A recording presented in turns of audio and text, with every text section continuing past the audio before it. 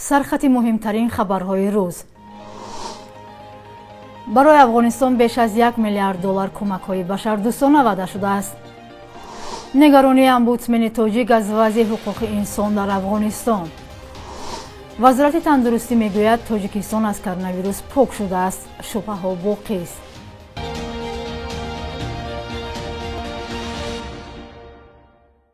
سلام بیننده های عزیز، خوش آمدید به برنامه نویدی بامدادی. سازمان ملل متحد در خبرنامه گفت که در نشست دیروزه ژنو شرکتداران بیش از 1 میلیارد دلار وعده کمک به افغانستان کردند. سازمان ملل متحد قبلا امیدوار بود که در کنفرانس ژنو بیش از 600 میلیون دلار کمک بشردوستانه به افغانستان جمع آوری می شود. در همین حال آمریکا گفته است به افغانستان 64 میلیون دلار کمک بشردوستانه می کند. سفیر ایالات متحده آمریکا در سازمان ملل متحد دیروز در کنفرانس ژنو گفت که کشورش با ارزش 64 میلیون دلار به افغانستان کمک می کند. کنفرانس بین المللی برای جلب کمک‌های بشردوستانه برای افغانستان دیروز در شهر ژنو با راهبری آنتون گوترش دبیر کلی سازمان ملل آغاز شد. آقای گوترش در آغاز این نشست از شرکتداران خواست تا کمک‌های به ارزش 606 میلیون دلار برای افغانستان فراهم کنند، اما شرکتداران 2 برابر از خواسته سازمان ملل متحد کمک وعده کردند و افزود افغان‌ها پس از چند دهه جنگ و ناامنی در حال حاضر در وضعیت بسیار خطرناک قرار دارند. هرچند بسیار از کشورها آمادگی خود را برای کمک بشردوستانه به افغانستان نشان دادند، اما از زیر سلطه گروه طالبان قرار داشتن این کشور ابراز نگرانی کردند. در همین حال همکاران ما در خیابان‌های شهر دوشنبه از ساکنان پرسیدند که تاجیکستان برای افغان‌ها خصوصا پنجشیریان چه کمکی کرده می‌توانند. سبب تاجیکستان با وضع تاجیکان پنجشیر چگونه است؟ نه تنها پنجشیر بلکه وضع کنونی افغانستان برای تاجیکستان مهم است، خصوصا پنجشیر. چی کمک میتوانند کرده؟ یعنی حربی، معنوی، بشردوستانه چی کمک؟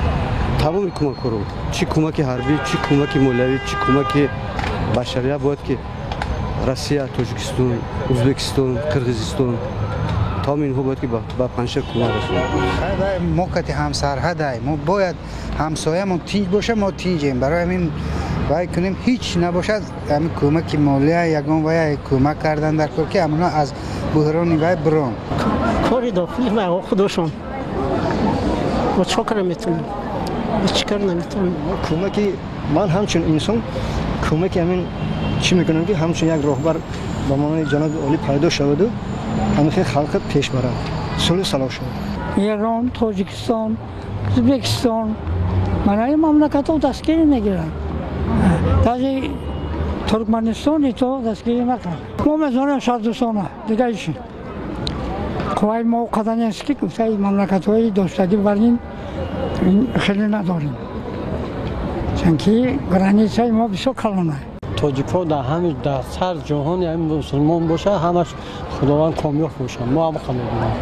اخیراً امبودسمن تاجیک یا وکالتداری حقوق انسان در تاجیکستان از همتاهای خود در سراسر جهان دعوت کرده است که برای جلوگیری از پایمالشوی حقوق انسان در افغانستان بی‌طرف نباشند.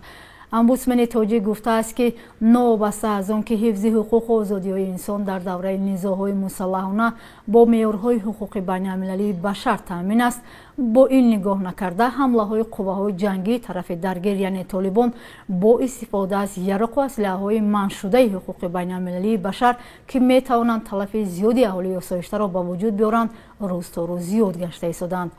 گروه طالبان پس از تقریباً 20 سال سرنگونی حکومتش در افغانستان روز 15 آگوست دیگر باره نظارت به این کشور را به دست گرفت.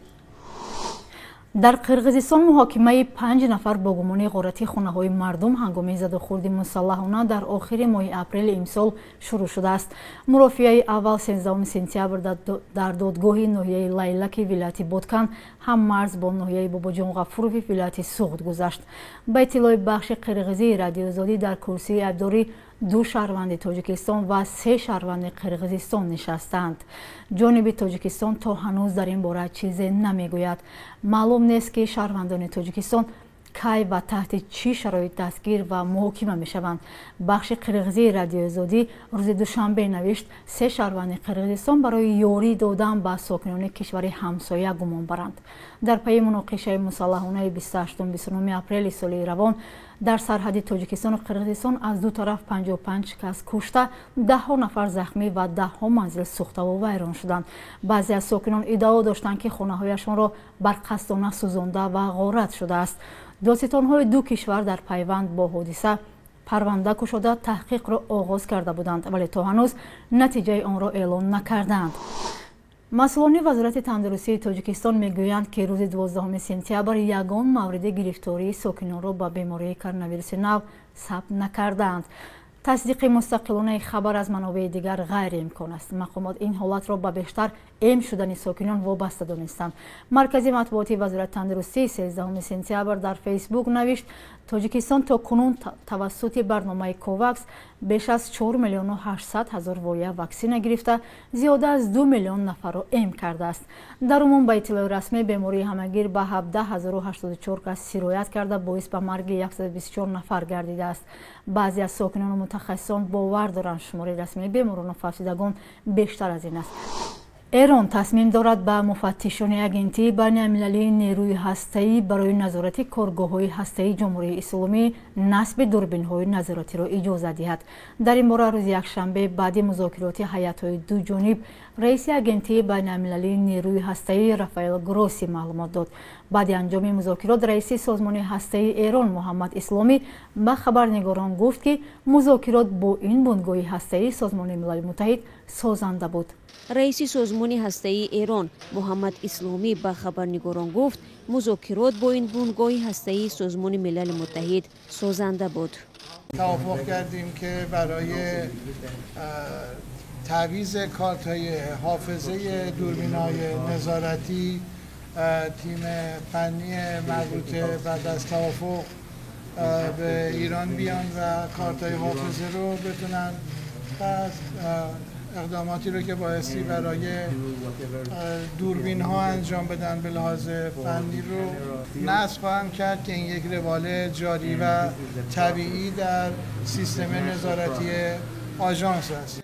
اسلامی علاوه کرد روحیه مذاکرات از امکان توسعه همکاری‌ها در چارچوب دستور و آیین‌نامه‌های اگنتی بین‌المللی نیروی هسته‌ای شهادت می‌دهد. طبق موافقت جانب‌ها تهران اجازه داده است کارت‌های کهنه خاطره دوربین‌ها عوض کرده شوند و سپس کارت‌های کهنه بر پایه سازش‌های پیشینه در جای معینی در ایران نگهداری خواهند شد.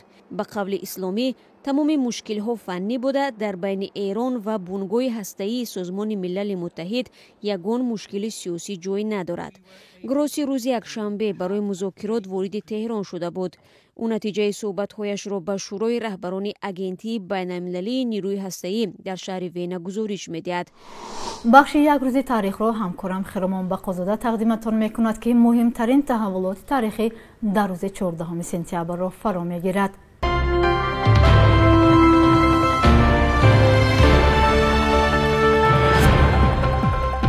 14 سپتامبر سال 1989 با تشبث اقتصاددان تاجیک طاهر عبدالجبار مؤلف طرح نخستین اعلامیه استقلالیت تاجیکستان سازمان مردمی رستاخیز تأسیس شد.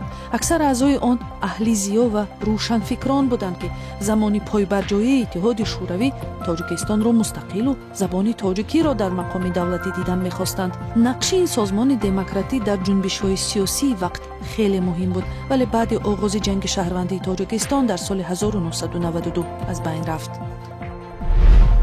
14 سپتامبر سال 2018 در خاروغ مراسم افتتاحی دانشگاه آسیای مرکزی خاروغ برگزار شد که با سهم حکومت تاجیکستان و بنیاد آقاخان بنیاد شد. این مکتب عالی مطابق با معیارهای بین‌المللی بنیاد شده جریان تعلیم به زبان انگلیسی صورت می‌گیرد. اولین 150 دانشجویش از جمله دختران از تاجیکستان، افغانستان، قزاقستان و قرغیزستان و پاکستان بودند. 14 сентябри соли 1982 нависандаи тоҷик ҷумъаодина аз сактаи дил дар коргоҳаш даргузашт. нависандае ки барои иншои рамани гузашти айём мавриди таъқибҳои сиёсии ҳукумати коммунистӣ қарор гирифту ба қавли адабиётшиносон тиражи калони китобаш ба оташ рафт, дар аҳди пойбарҷоии ҳукумати коммунистӣ тавонист инқилоби тафаккурро дар як давраи таърихии миллати тоҷик ба вуҷуд оварад. тасвири саркӯбҳову ба дарғаи рӯшанфикрон ки то ҷои тарҷумаи ҳолливуд ва ҳам нақши кормандони ҳизбиву намояндагони миллати рус ба низоми вақт хуш наомад ва баъди муддате боиси марги адиби 52-сола гардид. бонки миллии тоҷикистон арзиши сомониро нисбат ба асъори хориҷӣ чунин таъин кардааст.